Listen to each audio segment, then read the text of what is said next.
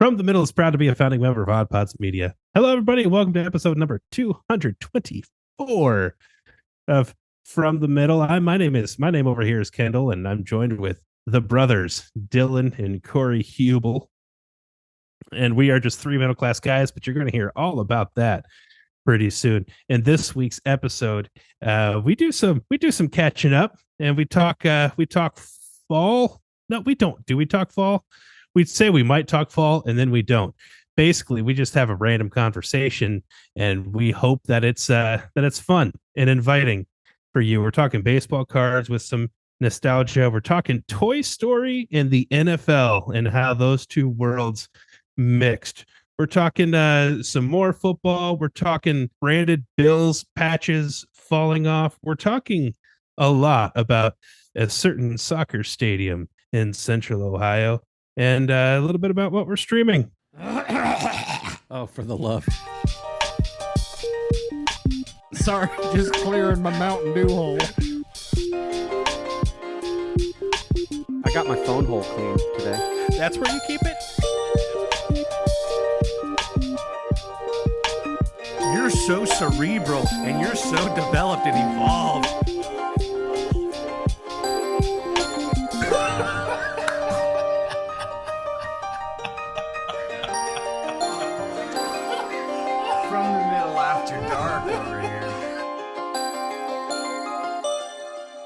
Dillon's got jokes. I left my hat that Branded Bills sent me as a replacement for the one that lost the little patch, and now he's wearing it.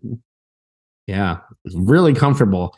But you've got a huge head. This thing feels so loose. It feels huge on me. I don't know what's going on with your noggin, but man, this hat is big. So follow up to that story, in case you weren't listening, shout out to Branded Bills, who sent me a replacement Elite Collection Series hat when the little, turn to the side, Dillon, when the little patch on the side fell off. So I go downstairs this weekend, that last week, and on top of our dryer is the patch. The little dime-sized patch. Either my wife or one of my daughters found it in the dryer and placed it up there. So the reason I reached out to them was that it fell off. So that was still true. But I feel a little guilty now that it was in my possession the entire time. Because all you were asking from them was the patch. To glue it back on. And they so said that you could figure out how to put it back on. And you never would have contacted them if you. I feel really badly now. I'm not going to send it back. Not bad enough. Well, nah. Who would? What's up, guys? Hey, everybody. Thanks for tuning in to From the Middle.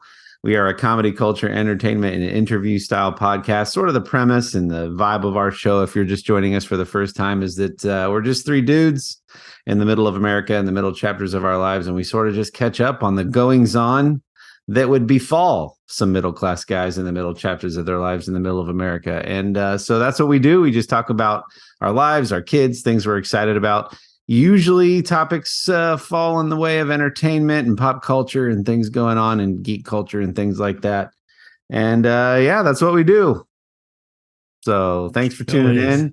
And to our loyal listeners, we love you so much. Thanks for your support and listenership. What's up with you guys? Wow, you just did our whole intro, but like now, and so now who's ever's turn it is to record an intro doesn't have. I don't even know the episode number yet, and we're getting into it. Sorry, 223, I believe. 223. Yeah, 224. I thought that was the outro. I was ready to give him the promo code and call it quits. I thought we were done. Yeah, was that? Yeah, wrapping it up. Corey's got a quick one.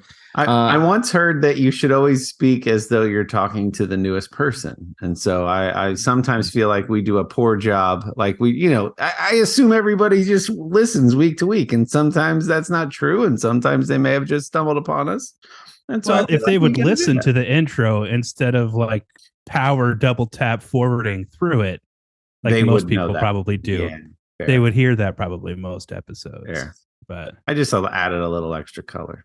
No, I appreciate it. I'm just busting balls, as they say. You're so good at it. You are the garlic salt to my grilled meats. A little Yeah, extra that's right. flavor never hurts. Just adding a little spice to your life over here. It's true. Thanks, buddy. sorry. Go ahead. Dylan's been trying to say something over there. No, I haven't. This Okay, has well, been great that you guys went ahead. When you ask what we're up to, it's like same thing we do every Monday, man. Just trying to take over the world, you know. That's right. It's all right. Your I hat is had, lovely. yeah. Oh, Your yeah. yeah, your It hat is a good lovely. looking hat, and it looks good on you, Dylan. Thanks. If I really do was say so. feeling very self-conscious for anyone watching YouTube. Like, this does not look good on me. It So does. that's very sweet of you. I don't know if either of you watch Elise Myers. She has does a bunch of reels, and she's very funny on social media. And she just did a reel that was like, she pulled an Uno reverse on herself, and she's just started calling herself hot. Like, I'm super attractive. And she's like, it started out as a joke, and now I'm totally leaning into it. And it's slowly erasing 20 years worth of self-doubt. And but I'm like, yeah, that's a thing I should do. That's a thing we could all do and be a little healthier.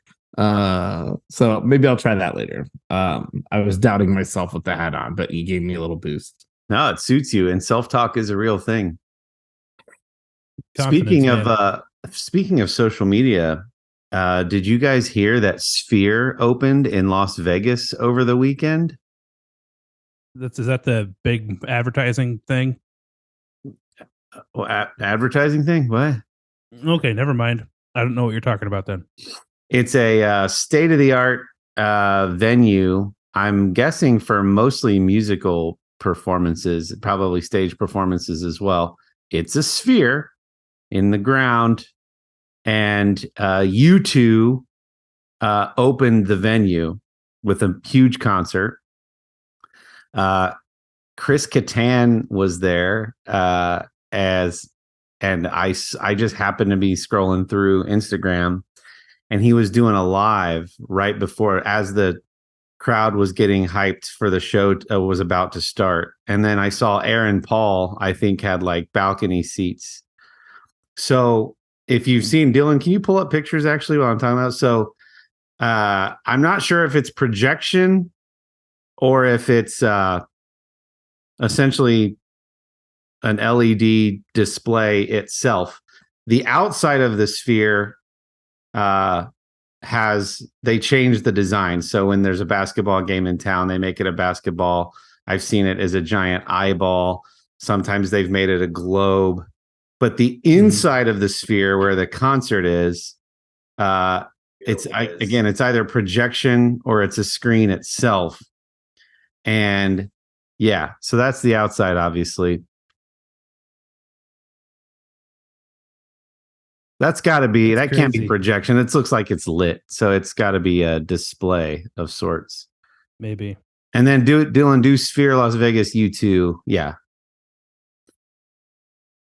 So while U2 was performing, the whole inside of this Sphere was doing, we've seen screens behind a band in a concert before, but imagine this virtually 360 degrees around the stage. They're off to one side, and it's sort of interacting with the song that they're playing. Pretty spectacular looking. Yeah. So my mind, things make a lot more sense now. Because I've seen like aerial shots of it just in context of like I'm watching a football game that's in Vegas on TV, and they do a quick little shot of the thing lit up as something, and they're like, hey, isn't that cool? They can put apparently anything they want on the outside of that thing. It's never occurred to me that I don't know if I just haven't been listening or what, that it's an actual venue. I thought that it was just like a super fancy billboard, and I was thinking, wow, these guys are really excited about a super fancy billboard. And, that's funny. So, but it's a billboard that's big enough that people can fit in it, and that's fun. Watch shows. Yeah. It's funny you say that, because I was thinking about, it feels, we've talked a little bit about a lot of the new Star Wars shows being filmed inside the little dome, and they're building real sets for like the floor, but then they're using the dome to create the background. World. Yeah. And I was thinking about that in tandem with the Sphere, and how that's got to be the next thing for like a Broadway stage, right? Like a giant curved like screen behind the curtains that allow you to So they can create add depth. really elaborate depth. Like imagine Les Mis, where you can see a whole city deep behind you, and you still have the practical props and the ladders and things that they'll stand on and scaffolding and stuff like that. But I was like, man, that's got to be the next thing for like theaters to install giant curved screens that they can use to add depth behind. Very cool. So go to Aaron Paul's Instagram and he shows a bunch of shots of it. This is a live feed. Pretty soon that little bright spot in the middle of that 3D sphere is going to open up and you're going to travel through all those layers of that graphic while the music's going on. I've got it muted so that it's not going over top, but yeah, you can see. Whoops. All right, we're going to put a not safe for work tag on this. Yes. That was inappropriate. Just like crazy. Yeah. Anyway. That's super cool. I like it. Yeah. So next time you're in I Vegas, like it. check out Sphere and let us know how it is. I'm pretty sure they're calling it Sphere. They're not saying the Sphere. They just want it to be Sphere. Sphere. Las Vegas. When is it going to be like Sphere presented by Visa and Citibank It won't be long. at the Las Vegas Plaza presented by Pizza Hut? I want to know when it's going to be. Yeah. When it's going to be that. I'm just bitter because I still miss that it was the Tostitos Fiesta Bowl and now it's anything else but the Tostitos Fiesta Bowl, which felt like the perfect sponsor for the Fiesta Bowl. Exactly. It will always be a Tostito Fiesta Bowl in my heart. Mm-hmm. And in my belly as I watched the Fiesta Bowl. Yeah. Where's the Chick-fil-A mac and cheese bowl? There should be a Is that a Chick-fil-A bowl? mac and... Should be. It should be. See, I it's think just something stupid that came into my brain just now. some of these companies will like rebrand themselves like with really dumb, like I'm going to go from kind of a clever startup name and then they'll just put something on it like Business Core. And it's like, all right, and that was an arguably worse name and it's bad, but you don't care. Instead of them trying to just slap boring names, I think it would be a way better idea to come up with funny names like the Chick-fil-A mac and cheese bowl. And then the center logo is like a giant, like overflowing cornucopia of mac and cheese on the logo. A cow swimming in it. Yeah. Yeah. Yeah. That Speaking sounds of fun with sports, did you guys catch that? So last football season, we talked about how there was an NFL game that Nickelodeon did a lot of graphics over top of the live sports. And this past weekend, I didn't catch it. I heard about it and wanted to. They did a live from Andy's room Toy Story version of an NFL game. I believe it was the one in the UK. Is that right? I heard about that. Yeah. I didn't see it. I don't even know if it was on normal broadcast. I think it was ESPN Plus initially, Okay. but I also think it's coming to Disney Plus. If you want to go back and watch the game, I'm trying to look it up now. They did the NHL with mashed up with the cartoon Big City Greens. They've done that before. So I'm hoping that does come to the NFL because it looked So good. I think somehow they were able to take motion capture of the game and turn it into animated characters with big heads. So it's using the actual motion of the players on the screen, but converting it then into like Donkey Kong or I'm sorry, Big Head mode of Golden, like when you used to play GoldenEye in Big Head mode.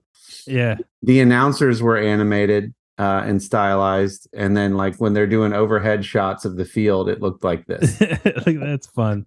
Check out on Disney Plus Toy Story Fun Day Football is what it's listed as on Disney Plus. I love that. I love that they're doing stuff like that. Me too. I'm a fan. Big fan. I'm a fan. So speaking of football, so I was trying to think today, like what would I consider what my game of the week would be. And as much as I'm trying to not make it about Michigan and Detroit, but I mean, sometimes it just feels good to be able to say that Detroit trounced Green Bay again, At Lambeau. third time in a row. Like it was it at Lambeau, which they beat them at Lambeau last game of the season to keep Green Bay from making the playoffs, and that tasted wonderful. and in this past week, like in prime time football, which thanks to NFL films, like the Lions are seeing a lot of prime time slots this year, because a lot of football fans, anybody who watches Hard Knocks, are all of a sudden curious about the Lions. And so the Lions are pulling in more ratings than they're used to pulling in, and therefore the networks are putting them in primetime spots. And that makes me happy. It's the second Thursday night game that the Lions have played. They're playing in primetime again this coming weekend. It's a wonderful thing. Now, if it wasn't that one, which for me it was that one because it was Green Bay and all that, but the flip side of that coin, another Hard Knocks team, another team that has probably, my guess is, primetime slots already booked for the season. We've been able to watch them primetime before already because a certain ex-Packer quarterback went to the Jets. And so now when ABC and ESPN and NBC are vying for the games to try to put in their primetime spots, they're all thinking, we need Aaron Rodgers and the Jets, because even if they lose, that's going to get eyeballs. Well, joke's on them, because here we are, Aaron Rodgerless, and the Jets are terrible. However, the Jets came real close to handing Patrick Mahomes and the Kansas City Chiefs their second loss, which is astounding to me. If the Jets would have pulled that off, that would have definitely been the game of the week right there, without a doubt. I'm happy for you and your Lions. As a guy who is a dear friend who's a massive Packers fan and has given me Lambeau tickets, I'm sad for that. But as a kid who grew up watching Barry Sanders and loving watching Barry Sanders play football, I'm excited. Which, by the way, have you heard about this Bye Bye Barry documentary that's coming out? It's an Amazon original coming out on November 21st, a documentary about why he left the NFL sort of abruptly at the height of his career. Did, yeah. And another season or two, and he would have had even more records broken and chose not to. Early screenings are getting great reviews. So check out Bye Bye Barry coming out November 21st on Amazon Prime Video. But that's exciting, man. It's a good time to be a Lions fan. It's probably the only year that I will ever experience at least some excitement after the first quarter of the season's over. So there we have it. Just bathe in it. Just enjoy every minute of it. This is what people of a winning franchise feel like after 4 games. I like it. Speaking of being a sports fan and taking us all the way from Las Vegas back to small town USA, I discovered in the next town over a good old fashioned card shop. Sports cards, Pokemon cards. Shout out to Newhart Cards in Delaware. And my kids, especially Lily, the oldest, and Case, the youngest, they've been really getting into the Pokemon card thing. And they're buying pack after pack after pack to try to find numbered Pokemon to complete the Pokedex, they call it, or the generation of Pokemon. You guys know, right? Mm-hmm. They had never put it together or didn't know that it was such a thing that you could just go to a place where the cards were already open and in boxes and sort through them and grab the ones you wanted. And so Lily justified it by saying, well, I'm saving money then, because if I just if I'm just buying individual cards, then I'm not buying the packs to potentially just get all duplicates, and I'm saving money because I think they were 25 cents a piece for like the common Pokemon cards, and there was box after box after box. There were 4 boxes of 5 rows, and each row had hundreds and hundreds of cards in it. So I took her in case, and here we are. Like, which one do you need? I need Nidoqueen, and we're flipping through. Yeah. We were there for over 3 hours. We had to get a snack break. But I was just like, being a card shop owner, I looked around while she was flipping through Pokemon cards, and I'm like, I wonder if they have Formula One cards. Of course they have Formula One cards. I wonder if they have like a rare Undertaker card because he was my favorite wrestler. Yeah, there's a $200 Undertaker card. There were some Pokemon cards that were $600 and $800 for a single card with proper rating and in like glass cases and mint condition. You would think that that's like sort of a dying thing, and I'm sure in many ways it still is. But as long as you've got those people that are still hardcore about whatever sport. Did you guys ever get into cards, first of all? Second of all, what do you think about like a card shop nowadays? And then that's sort of the novelty and the nostalgia of that. That had to almost feel a little bit like being in a video shop, like in a way. Like, this is a relic of another time. Yeah. I'm so, for anyone who doesn't know, Corey and I are brothers. Our dad we had some baseball cards and NFL cards, right? Like, I remember being more apathetic than excited about the idea of collecting cards at that age. But I remember there was a few.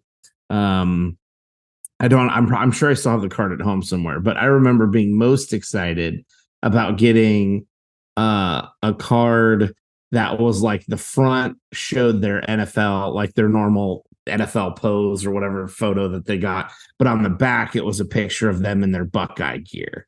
Like, I remember thinking that was really cool. Like, so you could sort of flip it and have this moment of like seeing them get to the NFL. Mm-hmm. I don't. It was a very it was not a big thing for me. I know for some people it's huge, and they've collected their whole life and have boxes upon boxes, whole walls and closets full. Conversely, collecting something unique that's hidden behind, like, essentially these are paywalls, right? Like, this is a gambling paywall that we've been doing with cards. I do that with like the Lego minifig packs, right? So like, you're buying a random minifig pack, you don't know what it is. Here's the Disney collection where there's 12 minifigs and you're not sure what you're buying. As an adult, you realize, which is, I literally just did this. They did a Marvel Series 2, 12 minifigs. I'm like, I literally just want all of them. And now you can just go online and somebody will say, for $10 more than you buying them all separately once each and getting lucky, I'll just send them all to you opened so you can have them all. And you don't have to go through the hassle of finding the cards, so now that exists. But I love the idea of still going and poking around like you did. Oh, let me see what they have in this sport, or let me see what they have for this thing that's collectible. Because you'd have things like Magic the Gathering and Yu-Gi-Oh! And Pokemon and every sport on the planet that they could do trading cards for. So I think that would be fun, just to sort of take in this sort of like enthusiasm for people, whatever it is that they're into, and trying to find the thing that they need to complete their collection. That sounds fun. I was definitely into baseball cards as a kid, and multiple boxes that literally just a few years ago I sold them all as attached to a garage sale, I think. But my intent, and I did, just like sold them all, just like, I need these gone. And I remember, like, as a younger kid, like getting the Topps packets and like opening them up in the car and getting all excited about what could be in there, and then opening them with friends, and I would get them for Christmas and that kind of thing. And then when we were on vacation, one time was my first experience with a baseball card show that would happen in shopping malls. And this is it was at that point in time, it was a very common thing. You would have these baseball card expos that would like drop into a shopping mall somewhere, and you would just have all these vendors selling baseball cards in the middle of a shopping mall. And we stumbled upon one of those one time, and I was probably like 10 years old. And I remember thinking to myself, this is the coolest place in the whole world. And so then like found a flea market that had something, a similar experience all the time. And then realized that like these exhibitions like get put on schedules. And I don't know if they're going on a tour or how it works, but like they would be coming. I grew up in Marion, Ohio. They'd be coming to the Marion Mall on August 17th through the 25th or whatever is when they would be there. And like I would look for it, and then as soon as I would see it on a calendar, I'd mark it, man, and my parents would take me. And that's when I sort of graduated from buying packs of cards and begging for packs of cards all the time to like going there and instead buying 4 or 5 baseball cards that I knew I wanted. Yeah. It was a magical time. It was a lot of fun. I had a lot of fun with baseball cards. Dillon, Not so much anymore. But. yeah, that's cool. Dillon, do you remember our dad went through a phase where he was buying baseball and football cards in the 90s tops? And I don't remember if he was getting them from like a drugstore in our little town or if he would go to the nearby mall. But I remember vividly he'd buy the packs of the 3x3 clear pages, the protective sheets, and he would let me poke out the little holes where the 3-ring binder was going to go. Like they would always be still attached. And the smell of that clear plastic is still so vivid. Yeah. And he was trying to complete the set. So you would know, and he organized it by team. And so you would know exactly which player you needed to complete the set. And he would leave a space for that player so that he could find that player and then complete that team for that year. So as I was helping Lily try to find some of the Pokemon she was after, I was hearing the owner, super nice guy. He was taking calls, and they buy cards as well. And so at least a couple times he said, no, we're not really interested in anything from that era. And he's talking about the 90s where a lot of cards were overproduced. And there just aren't a lot of rare things from that era. It's just super over mass produced. Sort of the Topps era. I think he called it the Dark Ages or or something like that of cards. Even Lily, she had, I think, 4 or 5 tins full of duplicate Pokemon, a lot of which were the foil reflective, really cool looking Pokemon. And this guy had another kid working for him. And I said, yeah, my daughter's interested in selling some Pokemon cards. And he's like, well, you want to talk to him. He's the Pokemon card expert. In 15 seconds, he skimmed through every tin and was like, yeah, there's nothing in there we need. Like, so they very much know what they're after and what they're going to be able to make money on, and what like kind of falls under that category of like not worth our time to even go through and sort. And that's what I think of as I am a collector of things. And Kendall, it reminds me of like what you just told about your story of selling them. You know, you could have made a lot more money by spending a ton of time and piecemeal going through and pricing out each card and then going on like eBay or like a secondary card sale shop. But it's not, at some point you decide the $15 or $20 I'm not going to do that. The $15 or $20 swing of me doing that and not doing that versus just, it's probably more than $20, but like just saying, hey, take the whole thing, and there may be some great ones in there. There may be some junk ones in there. It's your problem now. I think about that with Lego, Dillon. Like if we were to ever sell our collections, I mean, minifigs can go anywhere from $3 to hundreds of dollars, but like who's gonna take the time to go on Bricklink or these secondary Lego sites and sell and ship individual minifigs as opposed to just saying take the whole collection for X amount of dollars? I mean, ultimately, that question, regardless of what kind of collecting you're doing, is really just a matter of how much do you need the money? Because if you need the money, you're going to take the time to figure out how to price things and ship them and whatever. And if you're like, I'd like some money from it, but I've got 4 shoe boxes of cards, and if they give me $30 for it, that's fine. Like, there's, it's purely up to that person and how much they really want to know. You might not want to do that on the selling side, but you're sure glad people are doing that when you're on the buying side and you're after a specific G.I. Joe from 1987 and or his missing machine gun that came with him. You're so glad that somebody somewhere in Idaho is sitting there at a table putting things in individual little baggies. Yeah. It's funny. I saw a picture once of this kind of mildly interesting post where somebody got their check from like this cool kind of like modern Asian restaurant, whatever. And in with their receipt or their bill was like a Pokemon card, like not a basic one, but not a super rare, expensive one. And that was just kind of a fun thing they put in there. And one of the top comments was, guaranteed they're doing this because they can expense the Pokemon cards, keep and sell the rarest, and then they're buying to give away with your check. Everyone gets like a cool Pokemon card to take with them. I'm like, that's brilliant. Somebody is using a really nice, awesome fusion restaurant as a way to like fuel their Pokemon card buying hobby. And just mass buying with the company card and then handing out what they don't want.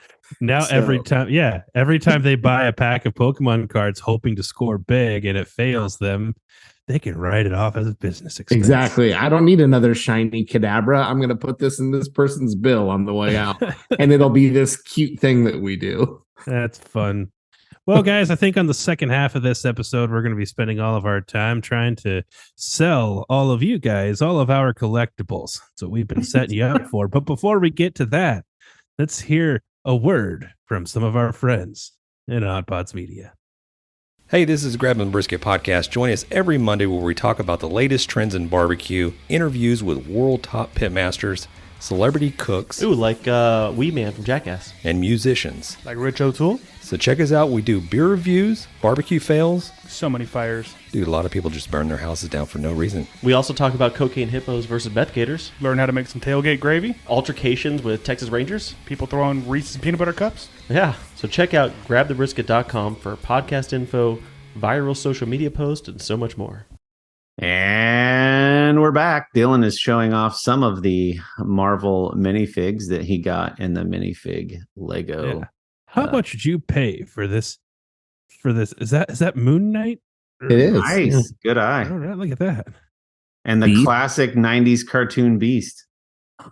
Yeah. So Yeah, I would pay at least $5,000 for that Moon Knight, Dylan.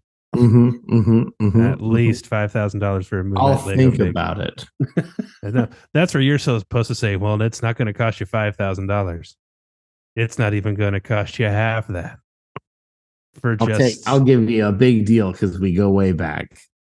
For just 3 easy payments of $19.95. Well, if you buy a case of Lego minifigs, you're guaranteed to get an even number of all the characters again.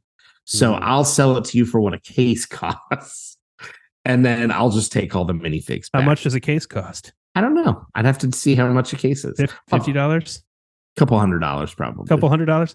That's like the same as like a couple $100 cup of coffee. Yeah, no big deal. Totally Yeah. fine. Totally normal. No big deal. I learned that was a thing, going back to what we were talking about in the first half. I learned that was a thing in the world of cards, that if there's a sealed box set, that you can buy it because the likelihood that a certain card is in there is high enough that they can justify charging an exorbitant amount of money. And it's not guaranteed to be in there. It's just like there's probably a rare Charmander in there or Pokemon card. So we're going to sell the whole box for whatever. It's such a common, they're so easy to find. Google it, like opening Pokemon card packs. And there's these 20, 30 something kids that are like getting it to the thing, pulling them out. They know exactly how many cards to move to the end. So the rare one will be at the end without looking. And then they'll one at a time go through them. And they're like, I paid $400 for this pack because it was an unopened pack from the original. And they're going through and they're like, shiny Voltorb, and they get all excited because they know exactly how to cut it, move it, record it, and then like put it on social media to get people to watch. It's stupid. And then one of the Paul brothers wears it around his neck at his wrestling debut. Oh gosh. Exactly. Yeah. Speaking of sports and football, I didn't get to watch any football this weekend because I was watching different football, and we went to the Columbus Crew game up against the Philadelphia Union. Had an awesome time. If you're in or near Columbus or get a chance, lower.comfield is a fantastic venue. I had never been. I was very excited. I'm slowly getting into soccer. I was wearing my Columbus Crew t-shirt the other day, not at the game. And somebody asked if I was a soccer fan, and I sort of him-hawed around, and I said, I'm getting there. I'm learning teams, I'm learning leagues, I'm learning rules. We had an awesome time. If you're not following us on YouTube, you absolutely should be.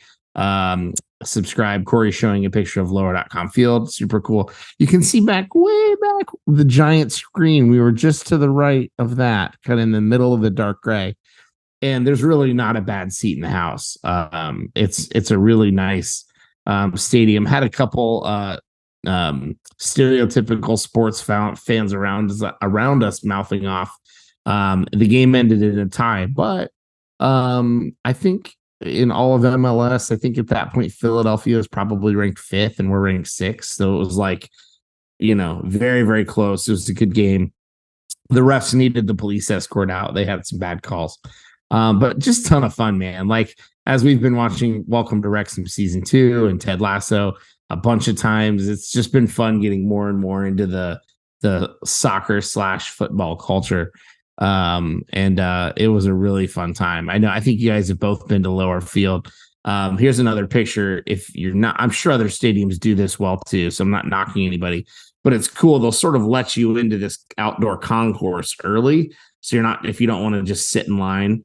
And it's nice. You can move around a little bit. You can get into the gift shop. There's a restaurant, and it's really nice. And all down by what Columbus calls the Arena District. So you've basically got Nationwide Arena, which is where the home of the Blue Jackets, right by Huntington Park, which is the Clippers home, right by Lower Field, and then Ohio State stadiums and different venues are all within about a mile or two. So, or a couple miles. So really, really cool. If you guys have been to Lower Field, feel free to share your stories. It was a fun game. My wife and I had a great time. Really nice stadium. Wish it was a little cooler. It was one of the hottest days it's been lately, and it did not cool off in there, but it was a great experience. I'm glad we made it to the new stadium. So I've been into the stadium before, but I was unable to watch a game. I have purchased tickets in the new stadium. The Old Crew Stadium I've been a handful of times, but lower.com field, I purchased tickets twice, but I have yet to actually watch any soccer matches there. Oh no. The first experience essentially got rained out. It got delayed to oblivion, and I had a small child with me. We weren't going to wait until like midnight for the game to start. He had school the next day. Yeah. And couldn't get our money back on that situation, which I thought was, that there's got to be a regulation there. There should be that if you're going to take a 7:00 game on a school night, on a work night, and you're going to delay that game until 10, 11, midnight for a start time because you don't want to reschedule it, there needs to be like an hour and a half to 2 hours. If it's after that, you can get a refund if you can't stay. Like something like that. Just anyway. But then turned around like an idiot and bought tickets like the following week. But then we ended up having having a conflict, and I had to resell those, but made back, including fees, made back exactly what I paid. Yeah, well, good. So, which was good. So that's my story. But Corey, you don't have any Manhattan stories to share with us. So why don't you share us your lower.com? No, I just really appreciate how they mix the indoor and outdoor spaces They do that really well. in a Yeah. very cool way. It's a really well designed stadium. So you kind of come in like at the halfway up the overall height once you're inside. So that like concourse space bleeds Yeah. into So the, it's a single floor concourse yeah. situation there. Yeah. So Which is and then good. yeah, and I think I had shared with you guys. I was privileged to get invited from my dear friend Brad, who his company has some pretty decent turf side seats. So we got to experience it at turf level, pitch level. So that was pretty cool. Just a really nice stadium, and on a nice fall night, it makes you just proud. There's the nice smokestacks from the brewery district that you can see that have crew. I think they have crew stuff painted on the side of them, and so yeah, it just makes you proud to be from Columbus, watching one of the greatest MLS teams in all of Columbus. In all of Columbus. Well, it's funny because I think a little bit of every team thinks that their team is the best or the most unique or the most special, but Columbus is slightly more unique in that they were one of the 10 original teams to start MLS. One of the in the US. OGs, yeah. One of the OGs. On top of that, their stadium was built first. So the old stadium was the first dedicated MLS soccer stadium in North America, right? It wasn't just even the US, it was North America. Oh, that I don't know. It was at least the country. At least in the United States. It was the first professional soccer dedicated stadium in the country at the very least. At least in the US. So I feel like that does make us a little bit more special than a handful of the other MLS teams. And I had never made it to the old stadium. Once I found out they were building a new one a few years back, I didn't have that personal tie to the old stadium because I had never been there. So I was like, well, I'm just going to wait until the new one's built because they'll be real nice. It's beautiful. And if you ever get a chance, come check it out. And it was a great time. I tell you what, I don't know. Are they still doing concerts at lower.comfield? Did they move that atmosphere over? I don't know, because they always did like Rock on the Range was a big one that they would do at Moffrey Stadium. Well, but they would do at Moffrey, they would have an appropriate like Irish rock band come in, and they would pair the two. It would be soccer game and then flogging volley concert. I don't know. And which was just a perfect that's how I went. Was I would go to those concerts and go and watch a crew game almost on accident because I bought tickets because Flogging Molly was playing after, and Montfrey Stadium had the whole behind goal area was a stage, and so it was just the coolest, and it felt right. Flogging Molly after a soccer match feels like the right thing to do. Yeah, and amazing atmosphere. And I was worried that would get lost at lower.comfield, and I don't know if they're doing that still. I don't know if they're doing the live concert things, but one thing they do really well, I forget the name of the area behind the one goal, Dillon, but that's where the crazy fans are. Nordecki. Yeah, Nordecki. Yeah, and they have the big drum, and that's where all the chants and the banners and stuff is sort of emanating from. All the tomfoolery is going on down there. So that infuses a lot of energy and fun into the game. Yeah, and I just learned that there's actually a Nordecki app in the App Store where you can learn all the chants. So that's cool.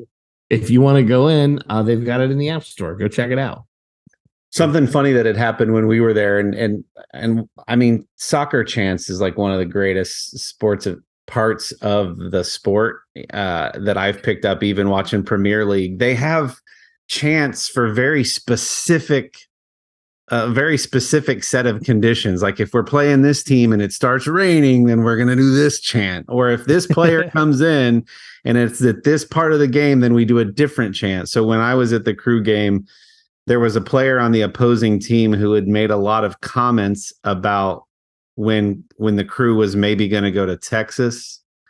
And he had made a lot of nasty comments about the team. And I think he was even a former player for the Crew. Don't hold me to that last part. But every time that guy got the ball, the whole place was just boo.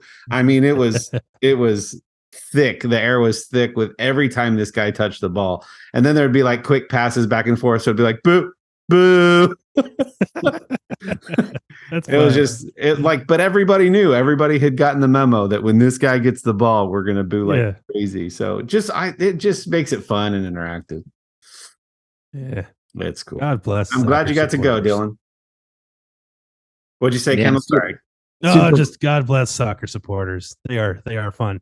They and hockey fans have a lot in common. Yeah, I was trying to explain the way home offsides rule to somebody, and it crossed my mind that, like, it's the same thing as hockey offsides. Only in hockey you have the blue line, and that is the line. In soccer, the blue line changes wherever the second to closest to the goal defender is. That's where the line is. That's a pretty decent way to explain it. Anyway, sorry. Go ahead, Dillon. No, it was one funny kind of quick story on the way home. Bree says she's really thirsty, and I'm like, well, there's not a lot of places. The way we were headed out of town, like, there's not a lot of places you probably want to stop at really this hour. really late at this hour until we like get outside of the outer loop, and then by that point, we're 25-ish minutes from home. So like, how thirsty are you? I'm really thirsty. So if we can stop, we stop. Okay. So I kind of know where I'm headed. We get off the exit. It's been so long since I've been to certain parts of Columbus, I forget what's where. I'm trying to think of like, where's a McDonald's or something like that. So I get off at an exit. I go the wrong direction. There's no restaurants for miles. And now this excursion, by the time you do the math, we probably would have been 10 minutes from home had I not just kept driving. But you're trying to do the right thing, right? Right. So we finally see a McDonald's as we're getting closer. And surprisingly, a lot of the stuff we did finally see near this McDonald's, like, restaurants are closed. And it's late, but it's not so late that you feel like things should be closed in Greater Columbus on a Saturday night. And then you kind of get vacation vibes where it's like Chevy Chase. It's like gunshot, roll them up. And so we look over and there's this car just sitting in the McDonald's drive-thru with the lights on. And we're like, oh, well, the drive-thru must be open. And we're sitting at this light waiting to turn to go to this McDonald's. So we get to watch this McDonald's for an unreasonably long amount of time. And the car isn't moving. And then I notice, like a slasher film, the light over the McDonald's logo on the side near the entrance is literally flickering. It's like the horror movie alley flickering light over the McDonald's doorway. And I'm like, we'll just try the drive-thru. There's somebody already in the drive-thru. So we finally make it around the corner, and we get behind this person, and they're like, their head is kind of down. And so now I'm wondering, have they passed out or are they dead? Because they still haven't moved since we were watching them from the light off to the sort of closest light to the McDonald's. Or is this a trap to like have a car come up behind us now and trap us in the drive-thru to where we're going to get mugged? Yeah. I'm like, flickering lights. I'm like, and I see them moving just enough that I'm like, they're not dead, but they're not moving either. And I don't hear anything happening. And so I'm like, I'm getting out of here. So we start to back up. And now the flickering McDonald's horror light is in our face because I'm trying to go the wrong direction just to get the heck out of there. So it was interesting, to say the least, what we went through to try to find a drink. Further down the road, there was an open McDonald's or open Wendy's. And they did finally take our money for some drinks. But that was one of those situations we've talked a lot recently about food service. And I'm starting to get to the point now where it's like, it's great that all these people are earning $15 or $12 an hour to work at fast food because everyone was trying to pay more and more to find workers. But you do kind of expect the service to go up a little bit, right? Like if they're not making $7 an hour and they're making like 15. And I just saw multiple people walk out of this Wendy's smoking late at night, and we're sitting there for a real long time. And so, it was weird. We had an interesting experience just trying to find a drink on the way home. But we made it out alive, and that's what mattered. It was very interesting though. Yeah. Glad you're making as much as a welder now. That's yeah, and I don't mind clamored for higher wages. Yeah, I don't mind that so much. Just make my food really good and try to be fast. That's all I'm asking. Like if you're gonna make that much, great. I'm not gonna tear you down. But make good food. Yeah, amen. So you thought that the people in the parking lot were dead, but you're just glad to be out alive. Mm-hmm. Quick and interesting follow-up, since we're talking life and death. I had shared a few episodes ago about the unfortunate incident when a senior citizen had natural gas in their house after Kendall shared his story of his house filling with gas, and she went to light her stove and the whole house blows up. So a middler reached out on one of our social media pages and sent us the following message. The gas explosion you referenced near Lima. Interestingly, I'm friends with her granddaughter. Wow. And she posted just this week, this was September 20th that we got this message. She posted just this week on Facebook that it's been 5 years since the accident. So here's an even more interesting twist. Her death was tragic, and she died in such a horrific way, but her husband was killed just months before. He was tending a brush fire in their backyard, and he caught his clothes on fire. So this girl lost both of her grandparents in tragic random ways within a year. They lived into their 90s and then died in such devastating ways. So kind of a weird note to end on, but I feel like I kind of had to follow up on that story, and do appreciate that one of our listeners reached out. Crazy. Yeah. On a much lighter note, this person also shared, because we were talking about old school restaurants that we would love to go back and visit. She said that there are 3 Parasons in the Akron area. Does anybody remember Parasons? No. Okay, it was there was some in Lima too. They also have a Perkins nearby, and there's a Ponderosa in Butler, Pennsylvania. Oh, wonderful. So anyway, just had to share that little tidbit from a loyal listener, Sherry. Pretty crazy follow-up. Yeah. Pretty Shout out to interesting. Perkins, man. Childhood favorite. Shoney's was another one that came to mind. Shoney's, yes. Speaking of food news, we've talked about Buc-ee's making its way, I think, to Dayton area, right?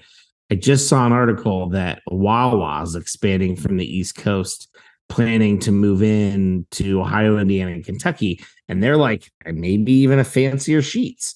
And we've gotten 87,000 new sheets in Ohio in the last couple months. Yeah. So I don't know what's going to happen to all the traditional gas stops, but that is a lot of gas stations with food. I feel like there's going to be a standoff. These places are going to bleed into central Ohio, and you're going to have Wawa versus Buc-ee's versus Sheetz. Mm-hmm. And there will be like a trifecta civil war over one last vestige of a corner where a convenience store can go. I think if they're going to do a Buc-ee's near Dayton, they should do another Buc-ee's, Corey, by you, north of Columbus off 71. That would cover 71 and 75 and give us an excuse to get our buck nuts whenever we want. So that's what I'm banking for at this point. Mm-hmm. Get those buck nuts. Do we want to do streaming real quick before we wrap up? Anybody watching anything fun? Yeah. So you had mentioned at the beginning of, was it last week's episode, that you're watching Yellowstone? You started Yellowstone? Yep. 3 episodes in. That got me thinking, I wonder if I'm actually caught up on Yellowstone. And the answer to that question was no. So recently re-upped on the Peacock app or Peacock streaming service or whatever it is. And I've watched the first half of season 5, which has been out all of this year. And so watched that. And then the second half of season 5, which will be the series finale, isn't out yet. Writers and actors striking. So who knows when that's going to happen, but it's planned. I think I asked you when you were first sharing that you were watching through this series. Have you watched the spin-offs that are the prequels? I've not. And also rumor has it that the Yellowstone Ranch story is going to continue forward somehow in timeline without Kevin Costner. So they're going to shift gears somehow. And that project is yet unnamed. But apparently they're going to try to keep that story alive. Do you have interest in the prequels that feature? I do. It like Harrison Ford and Harrison Ford, I believe, is in something. Yeah, I don't even know what they all are. Is there one, or are they making one that focuses in on the Sixes Ranch? There's one called 1883, and that's how the Dutton family got their start. And Right. that one features Tim McGraw, Sam Elliott, Faith Hill. Mm-hmm. But then there was one I thought with Harrison Ford or something. Anyway. While you're looking, Cowboys and Aliens. Oh, it's called 1923. And that's got Helen Mirren, Harrison Ford. That is the Duttons face a new set of challenges in the early 20th century. So it makes sense to go 1883, 1923, and then Yellowstone. Yeah. Interesting. Because I'm good at math. Speaking of prequels, we talked about John Wick. I keep seeing ads for the Continental, this prequel to the John Wick movies. Have either of you tried watching that? Nope. I've seen it and I'm aware of it, but yeah, I mean, it seems like an interesting premise. They took one of the most interesting things from those movies so far, this sort of working hotel meeting place, and they're going to develop it. Super interesting. I just wanted to cut in with that question because I don't know if anybody's listening and watching the Continental. Let us know if it's any good, because we've talked about John Wick a few times. We are covering a lot in this episode. Kendall, I hope you're taking notes. Dillon, what are you watching? Few things I'm finishing. Last episode of Ahsoka is this week. It's been fantastic. If you're a Star Wars fan, you can watch a lot. You've never watched Rebels or Clone Wars. You can go back and watch like 5-10 minute recaps. You don't need to watch it to watch Ahsoka, but I think you should because it's only like 5 or 10 minutes and you'll feel more. You can feel a little more for the characters. Ahsoka has been fantastic. Finished Suits on Netflix, and the last season was on Peacock. So we blitzed through Suits. Really great series. I don't remember having ever watched a series from USA. So that's probably the first and only, and I finished it, and it was great. Finally finished after years Brooklyn Nine-Nine on Peacock. Every season is exactly the same. And if you like one, you like the next one because Andy Samberg's humor is the same in all of the seasons. And that's not necessarily bad or good. But as somebody who wasn't a big Andy Samberg fan, I still enjoyed the show and the very silly sense of humor. So finished Suits, Ahsoka, Brooklyn Nine-Nine. Excited to start Loki season 2 this week. Loki comes back, which is very exciting. And then I got to go back. I think there's 1 or 2 seasons of Curb Your Enthusiasm I've not watched. And that's such a good show. That's kind of like what I did with Brooklyn Nine-Nine. I knew there was like one season lingering, maybe 2. So I got to go catch Curb Your Enthusiasm now and finish that series out. So, and we started Lego Masters season 4 and Welcome to Wrexham season 2. So lots of stuff going on right now. Tons to watch. Well, I got nothing, and this feels like a great place to wrap it up. It's been fun catching up with you guys. I always love chatting week in and week out. Thank you all for listening. Somebody tell them about Artius Man. Artius Man. Artius Man is the reason why my wife is still with me. Oh, They fixed our relationship. She used to smell my beard and think, "Ugh," and vomit in her mouth a little bit. Now she smells my beard and she just keeps her nose in that puppy because my beard smells like a wonderful blend of citrus and fire that only the great minds over at Ardias Man could possibly dream up a smell like that. And others, they have trial packs of smaller beard oil scents and things that you can purchase so you can shop around and find your favorite scent, or you can just read the descriptions on the website at rdsman.com and just take a stab at one. And boy, I knocked it out of the park with citrus fire. I've been using it daily now for years. And I'm even using shower products. As a guy with sensitive skin, the shower products have been really working for me. Will they work for you? I don't know, but my scalp and skin are not crazy itchy like they often are with other products. So glad that Artius Man is around. I'm glad that we get to be affiliated with them. And if you want to help us out, you can go to artiusman.com, artiusman.com. Load up a cart when you're checking out. Use the discount code the middle, and you're going to receive 25% off if it's your first order. If it's not your first order, you're still going to get some awesome products, and we still get credit for sending you there. And so it's a nice neighborly thing to do. I have it on really good authority, which, by the way, Christmas is coming and you're going to need gifts. And I've heard it through the grapevine. Have it on good authority. Artius Man is the preferred product for both Chuck Norris and the U.S. Armed Forces.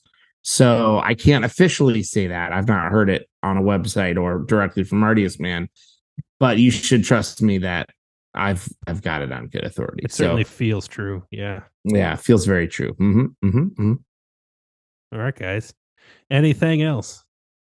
All right. Love you. Bye.